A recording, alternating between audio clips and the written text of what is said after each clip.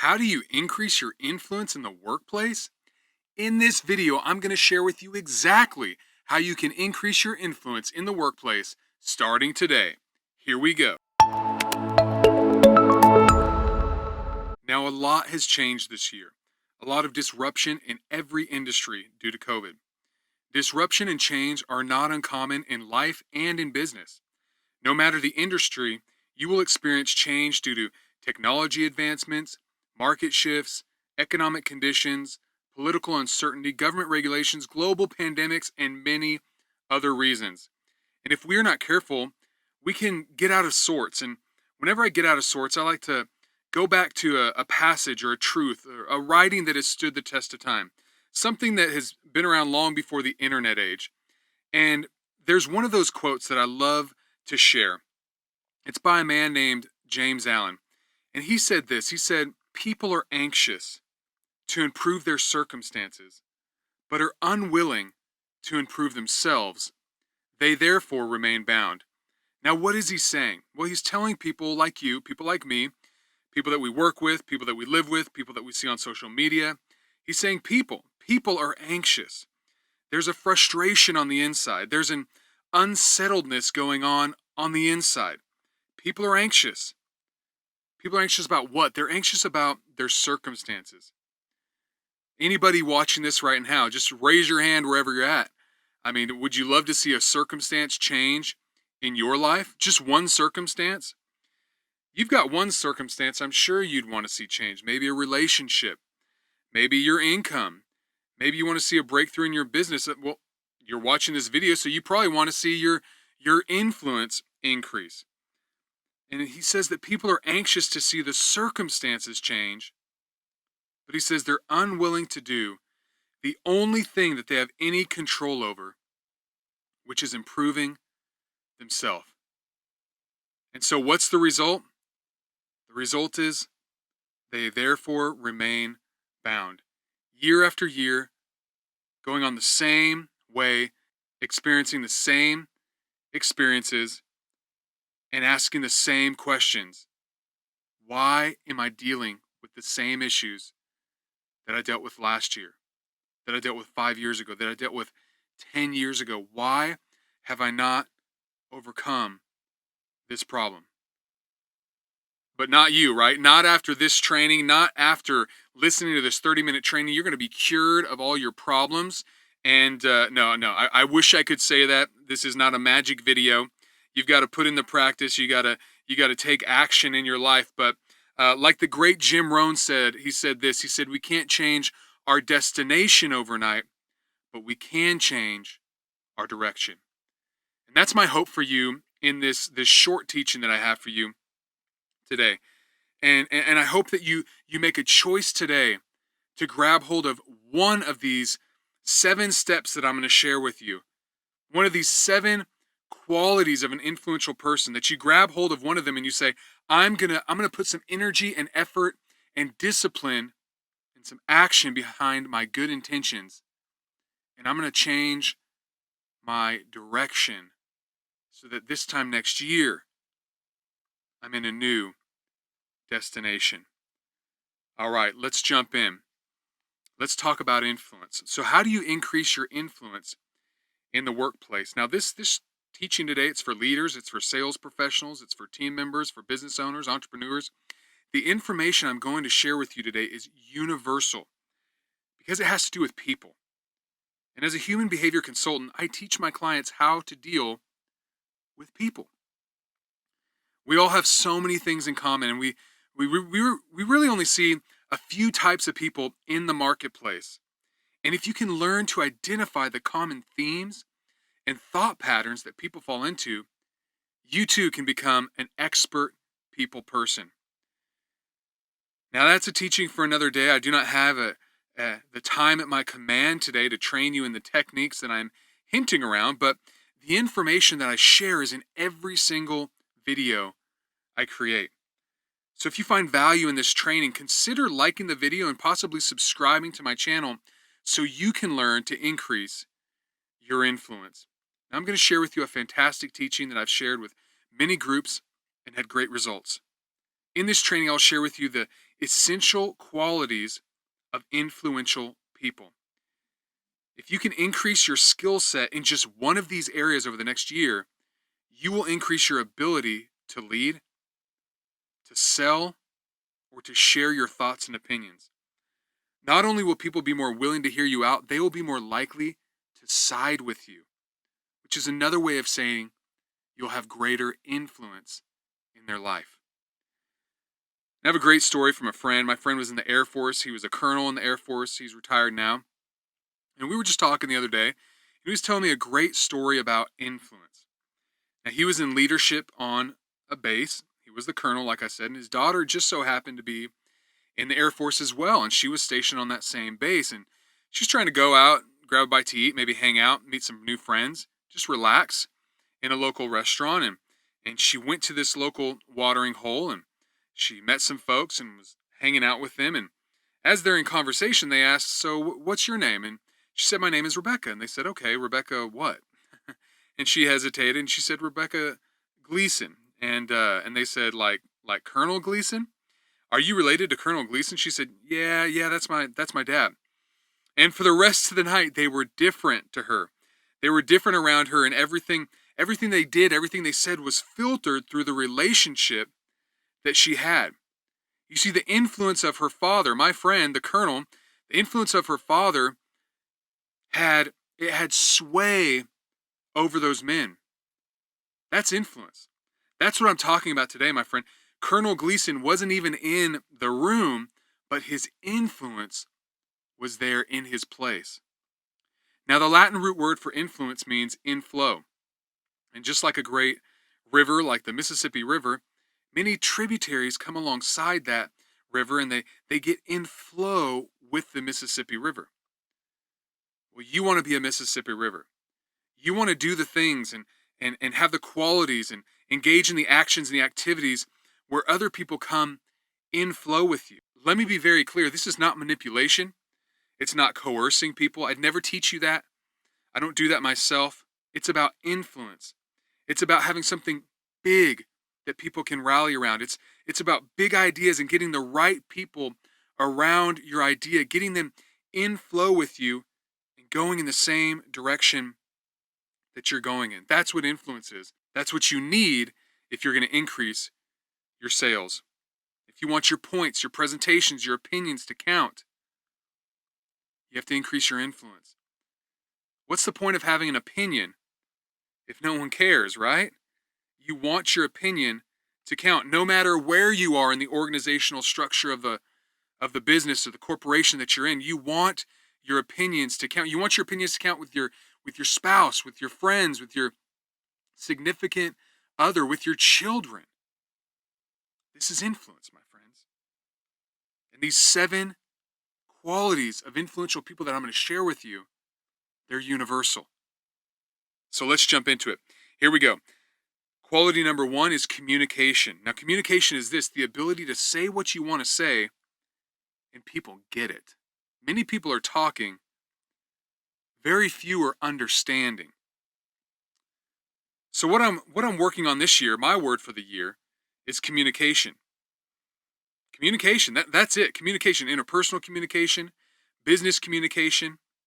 There's so much information out there, but what do I mean by communication? I said it earlier. It's the ability to say what you want to say and people get it. If you say, "Hey, that just didn't come out right," or you say to yourself a lot, "I don't think they understood what I was saying," then there's a communication gap. That's a communication breakdown. And Warren Buffett said this. He said, you could increase your earning percentage, your earning potential by at least 50% if you increase your ability to communicate. Now, he probably made that statistic up on the spot, but I think he's earned the right to make up numbers on the spot, right? Well, let me give you some numbers that weren't made up on the spot. A study done by UCLA says this, that 7% of what we say or what is communicated is made up of the words that we say. 55% is the tone of voice that we have, and 38% of what is communicated is our body language. Now, that's powerful. That's powerful to know. But let me ask you this. Have you ever had a conversation before, maybe with your spouse? Maybe you've said this to yourself. Maybe you said this to someone else. You said, It's not what you said, it's how you said it. Have you ever said that before, or someone ever said that to you? It's not what you said, it's how you said it. Well, this proves that study right there. We didn't even need the study. We already knew that, right? So much of what we say, especially when the tensions are high in a personal relationship, in that work environment where we're under high pressure, high stress. So much of what we say is made up of our tone of voice and our body language. So many frustrations could be avoided. So many points could be made if we paid attention to our tone of voice and how we said a thing, not just what we were saying. So let me give you one little tip, because I want you to increase your communication. I have a full video. I have a series of videos, 20 different videos on business communication on a playlist on my YouTube channel that you can go to right now and increase your ability to communicate. But I do want to give you a tip every time I give you one of these qualities of influential people. I want to give you a tip. So one little tip that I can give you is this: people cannot hear you until they've been heard. Let me say that again. People cannot hear you until they've been heard. If you're trying to communicate something, you've got something to say, you've got an opinion to make, a point to make, whether it's in a group setting or a one-on-one setting, your best chances of communicating that point are waiting until all others have communicated what they want to say. Especially, let's say you're meeting with a direct report, someone that is in leadership over you. You're going to their office. Think about it from their perspective, just from a very practical perspective. They are having a meeting with you because they have some things they need to get off their chest. They have some information they need to share with you, some directives that they need you to take action on. Well, if you come in the room and you say, hey, I've got a new idea I want to share with you, they have a plethora of ideas, right? They've got no shortage of things that need to be done, problems that need to be solved. And all that sounds like to them is one more problem that you're laying at their feet. Instead, if you allow them to share their point of view, you allow them to share what they need to get off their chest first, and you wait till they're completely done, and then you share your point of view, you are automatically going to increase your ability to communicate your point and have your point heard out and maybe some action taken. And let me give you one more wrinkle. This is just kind of an extra little wrinkle in this technique. If you're having a conversation with someone and the conversation is over, this works in sales conversations. It works with if you're talking to one of your leaders and you want to influence the conversation, influence the outcome. Then what you can do is you can close your computer, pack up, stand up, get your pen and paper, whatever you got there, put everything away, stand up, say your goodbyes, shake hands, walk towards the door, and as soon as you get to the door, stop and say, oh, hey, one more thing. And then proceed to share an idea or a question. Or in sales, you might stop at the door and let's say you're working with Bob and you say, oh, Bob, one more question. What were you thinking was the budget for this project? At that point, Bob is much more likely to give you an accurate answer, and actually anybody in sales knows give you an answer to that question, right? At that moment, because he no longer feels the pressure of being in active negotiations.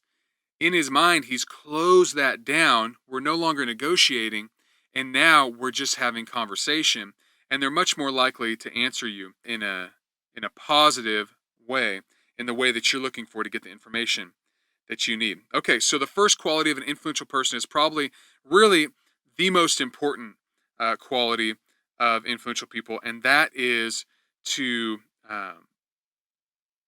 increase your communication. I mean, there's just almost no better way that you can increase your communication. So with that, let's move on to the second one. Number 2, decisive. Now, what does it mean to be decisive? It means the ability to make decisions effectively and efficiently. So essential quality number 2 is decisiveness, the ability to make decisions effectively and efficiently. A Harvard business study did a study for 10 years on top executives. So these would be considered the influencers of influencers. And they found four qualities that these people had in common. And one of those qualities was that these executives were decisive. These influential people were able to make decisions quickly and efficiently. They are effective and efficient. Their decisions might not always be right, but they aren't afraid to make a decision. So decisiveness is a quality that influential people have. If decisiveness is the area that you want to work on, then you're gonna have to get better at understanding and defining your priorities. I was asked to do be interviewed for a conference this last year, and they want to talk about work-life balance and time management. That's something that always comes up. All leaders want their people to have better time management skills. Well, my answer is always the same to that. You don't have a problem with time management, you have a problem with priority management. And if you get your priorities in order, if you get your priorities nailed down, then the time management piece is simple because you can only do the things that give you the greatest return on your investment of time. And if you're a leader, if you lead an organization, if you lead a team of people, then it's your responsibility to help define the priorities. What is the priority for your team members? What have you given them as the priorities? Now, if you want to grow in the area of priorities, I've got some videos on it as well, but I do want to bring to your attention a book titled Essentialism.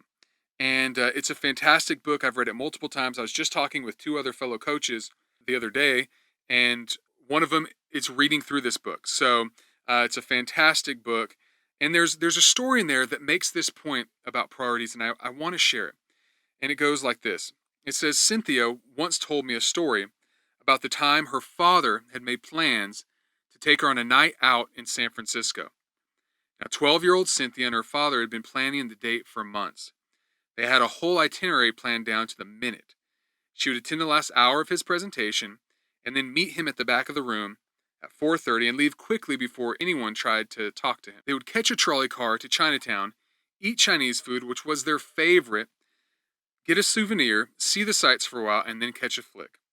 Then they would grab a taxi back to the hotel and jump in the pool for a quick dip, a quick swim. Her dad was famous for sneaking into pools after they were closed.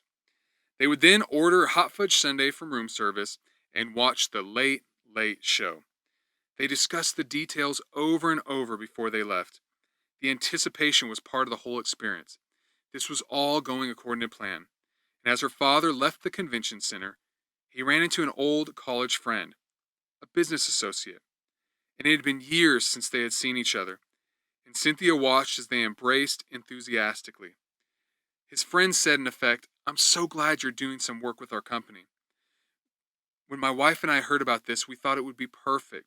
We want to invite you, and of course Cynthia, to get a spectacular seafood dinner down by the wharf." Cynthia's father responded, "Bob, it's so great to see you.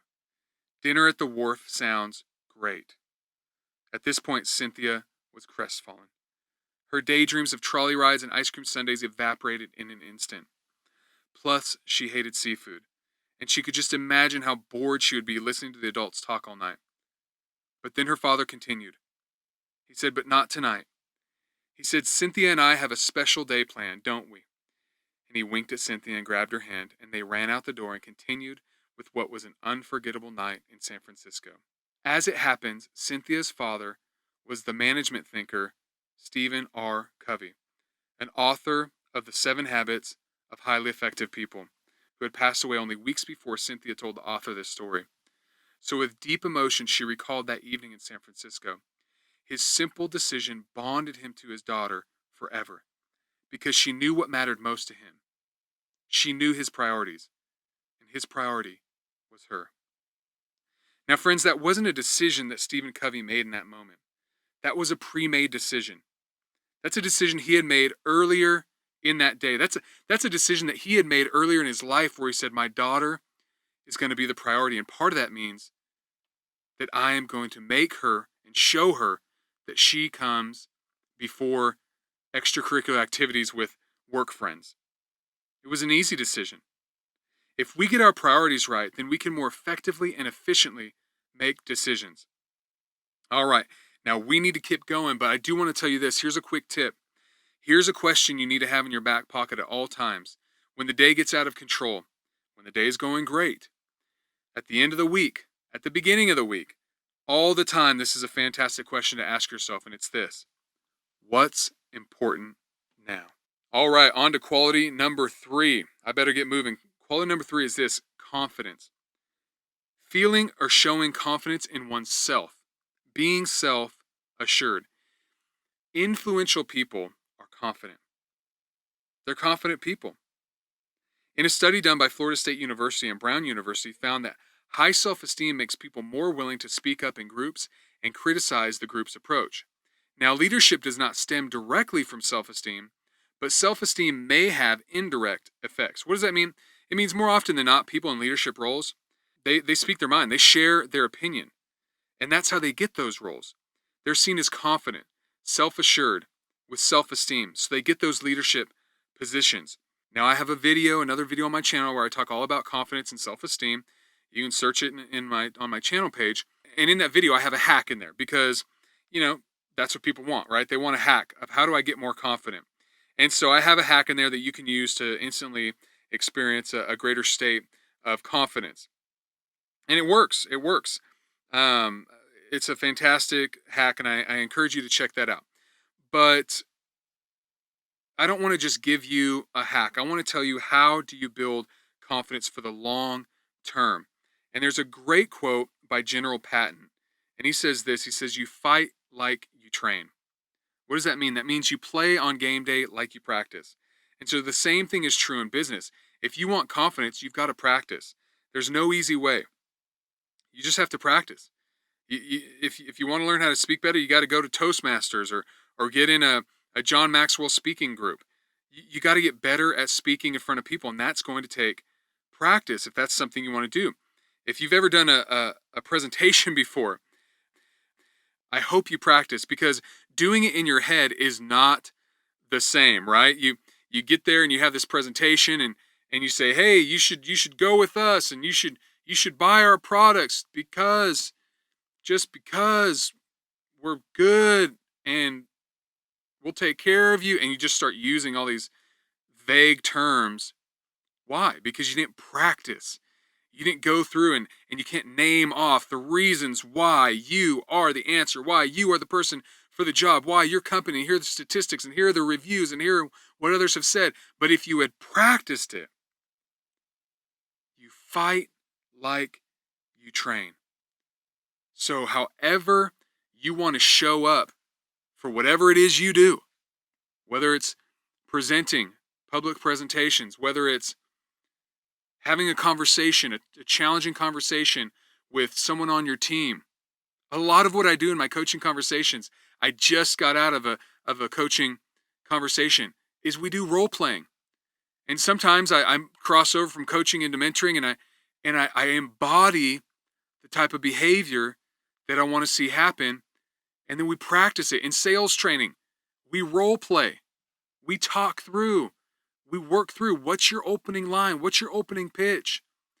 And it never fails. The people that have no idea what their opening pitch is, or they fumble through, they say, I just kind of do it a little different every time based on the situation. You know what they have consistently? Consistently, those people have the lowest sales. I'm telling you, practice, practice, practice. That is the tip. You want to increase your confidence? Practice, practice, practice. Quality number 4 of influential people: they're successful. Influential people are successful. They have a track record of getting what they want in life. Successful people influence us, right? I mean, you can say that. I can say that. Athletes, actors, wealthy people, billionaires, millionaires, real estate moguls, YouTube influencers, right? They're successful in some form or fashion. Maybe they're successful at being physically fit. Maybe they're successful at building a YouTube channel. Maybe they're successful at a podcast.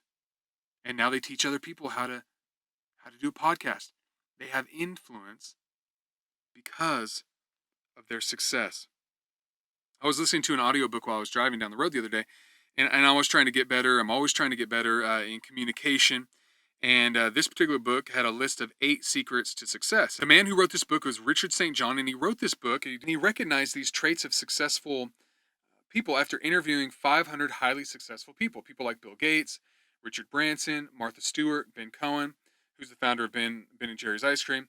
And so these are some tremendously successful people, kind of like the modern day Napoleon Hill Think and Grow Rich book, right? Where he interviewed the most successful people of his age and discovered the secrets of success in his generation. So, anyhow, I'm going to share these tips with you in just a moment here. But first, I want to share a quote from Earl Nightingale. It says, "Success is the progressive realization of a worthy goal or ideal." The progressive realization, just think about that. Are you successful? All you have to do to be successful is to have defined a goal. And many times, most of the people, successful people I have followed, the gurus, the thought leaders, they're consistently going to tell you that you have to write down your goals.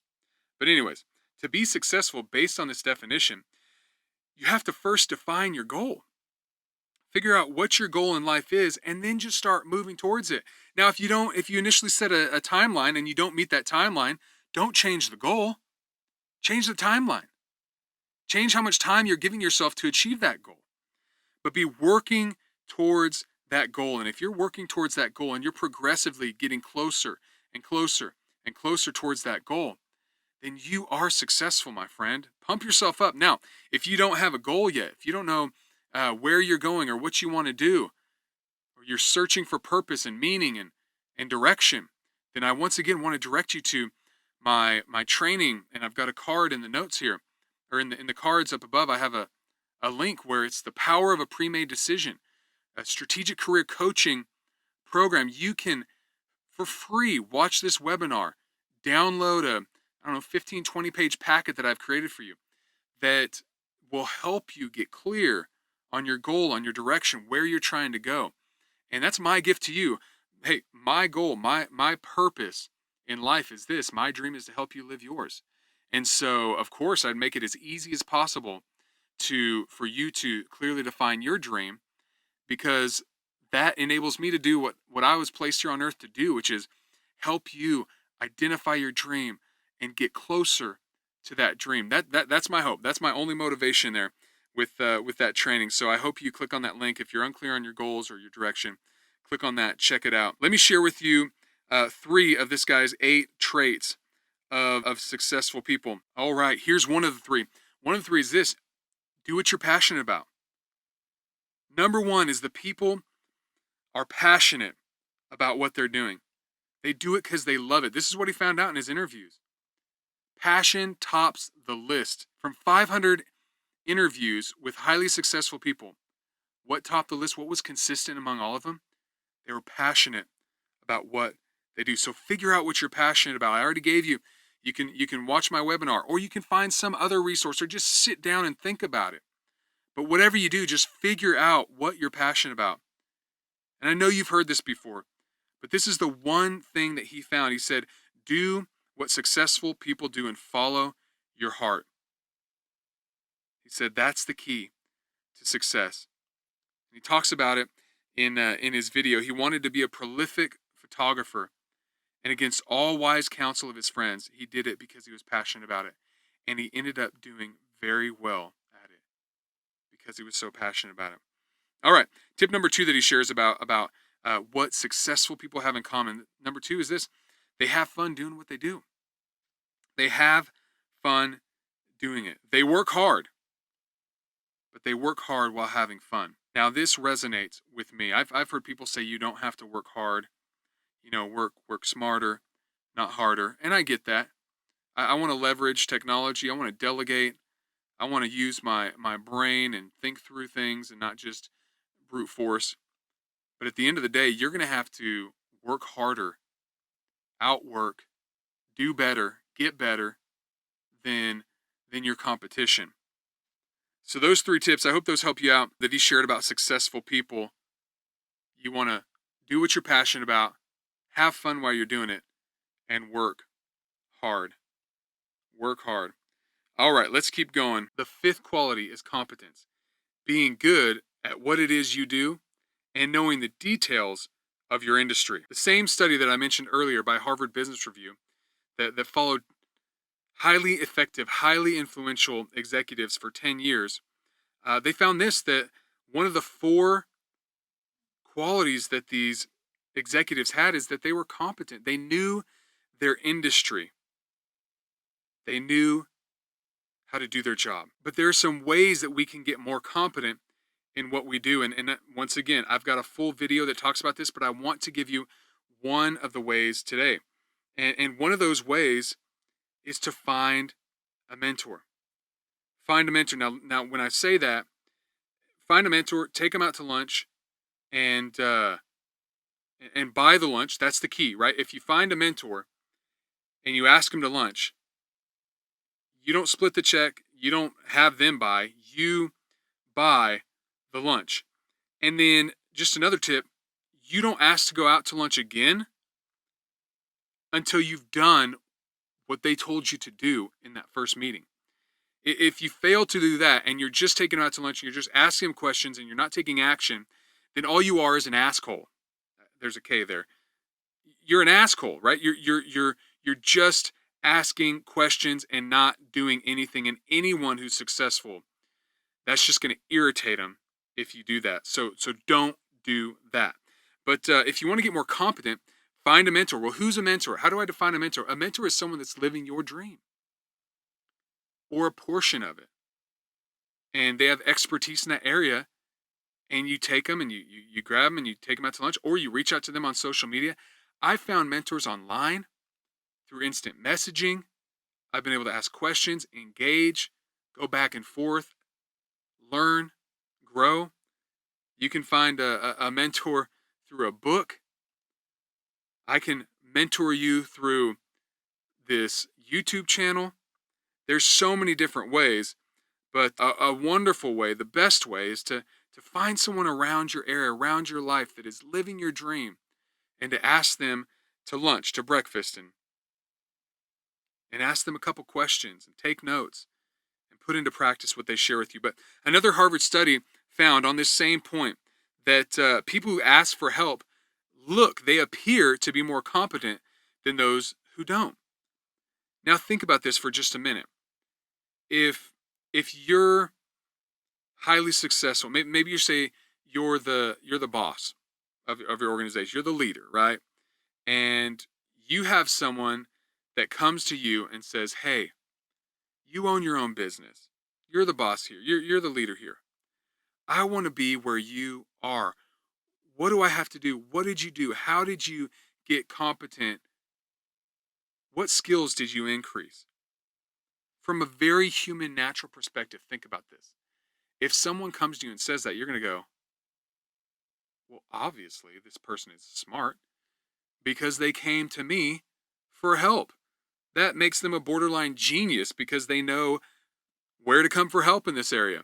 They came to me, right? It's just a human ego thing that people are going to think that you are more competent by asking them for help. Okay? We got that one? All right, we're closing in on the final 2. Stick with me here. Number 6 is persistence. Number 6 is persistence.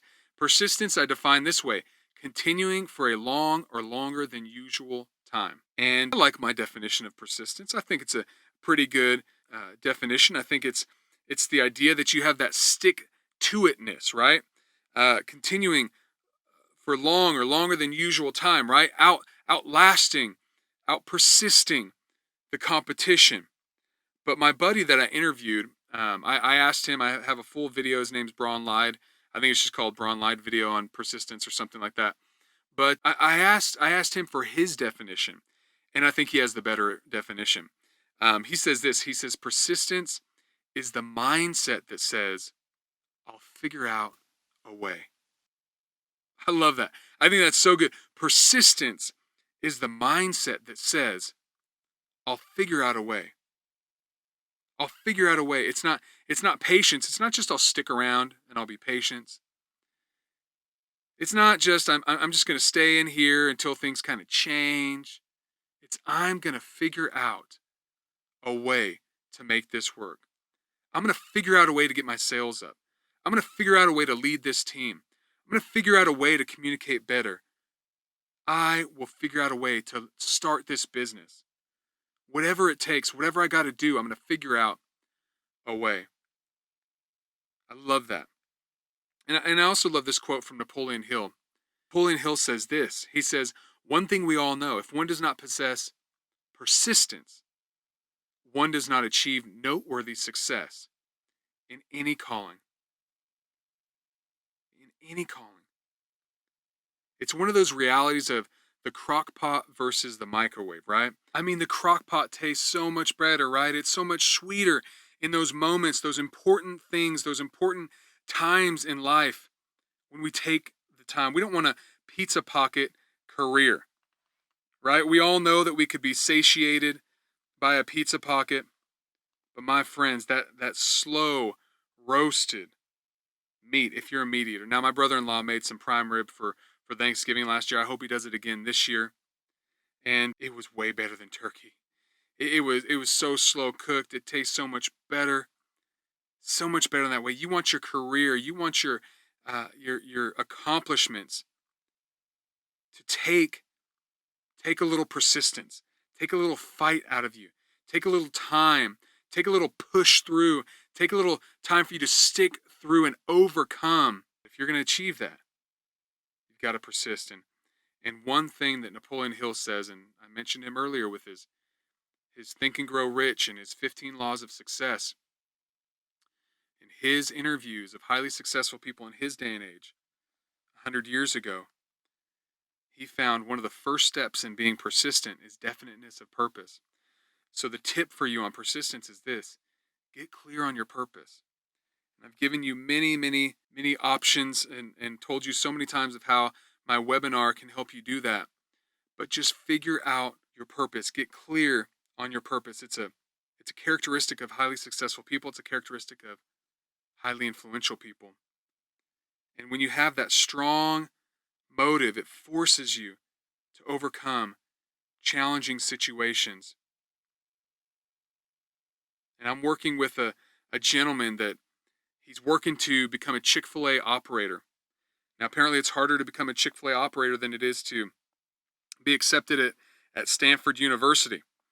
And what we're doing to start this whole process off is to get very, very clear on his purpose. Because the only way he's going to navigate through the challenges that it'll take to become an operator is if he's very, very clear on his purpose. And that's what I want for you as well. All right, number 7, let's close this thing out. Number 7 is networking. Networking is the ability to build a network of relationships and connect people that may have synergy. Now, I said nothing about a networking event. I said nothing about a B&I group, a Chamber of Commerce. No. Networking is more of a mindset than anything else. And I have multiple videos, a whole playlist on networking that you can check out.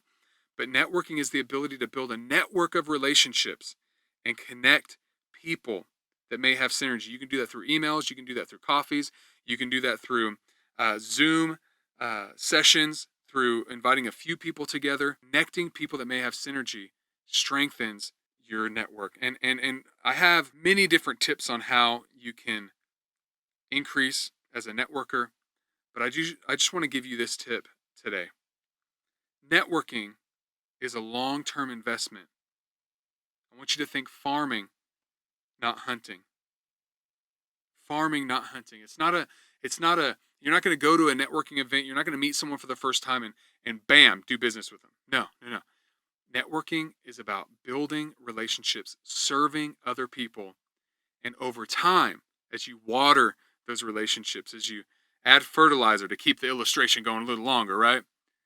As you do those things that benefit that other person and build that relationship, then in the future, you will do business with them. Now with that, I want to close with a quote from Zig Ziglar. He says this, he says, "I've never changed someone's life from a speaking gig.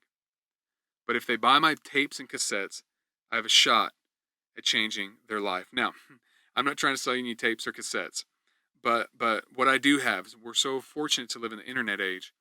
What I do have is this YouTube channel. And this is my way of, in this one video, I can't change your life, but possibly, quite possibly, I could have an impact. I could influence your life. If you subscribe to this channel, if you took the time to listen in and learn these character qualities, learn the behaviors of influential people, and that's what I want to share with you. Like I said, my dream is to help you live yours. And I want to share a story with you before I close this out today, just to reinforce why I so desire to help you live your dream. Let me tell you why I'm so passionate and why I say that my dream is to help you live yours. And the reason I'm so passionate is because my baby brother.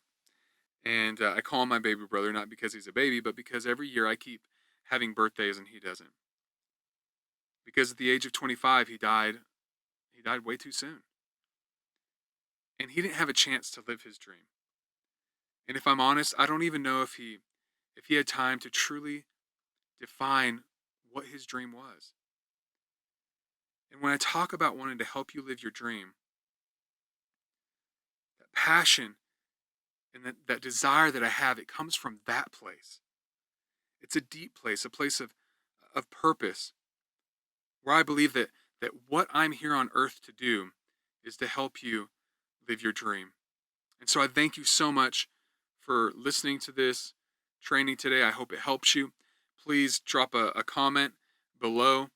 Share with me which of the 7 qualities you want to get better in, and maybe comment in there some video ideas that you'd like me to create some content around. Thank you so much for listening, and I'll see you on the next video. If you found value from this video, please like and subscribe to the channel. To receive the free influence assessment, simply click on the link below that says Influence Assessment. If you have any questions or comments about influence, please comment below and I will look forward to connecting with you. Always remember, increase your influence, realize your dream.